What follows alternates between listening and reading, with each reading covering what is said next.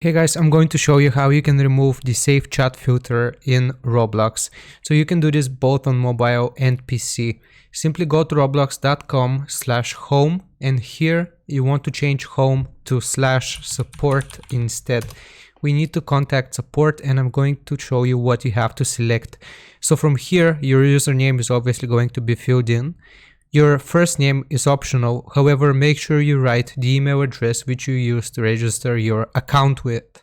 So here, write an email that you have access to. Now here, what device are you having the problem on? Select the device that you use to play most commonly Roblox with. So I'm going to do PC. Type of help category, click on this drop down menu and you want to select chat and age settings. From here, another drop-down menu will pop up and you want to select change child age.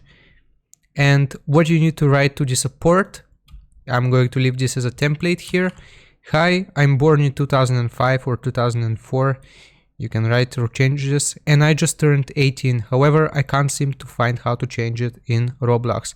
Can you change my birth year for me? Thanks in advance. And after you have filled in your email, you should be able to click on this submit button right here.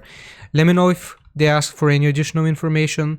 Leave a like and subscribe if this helped you out, and I will see you next time. Goodbye.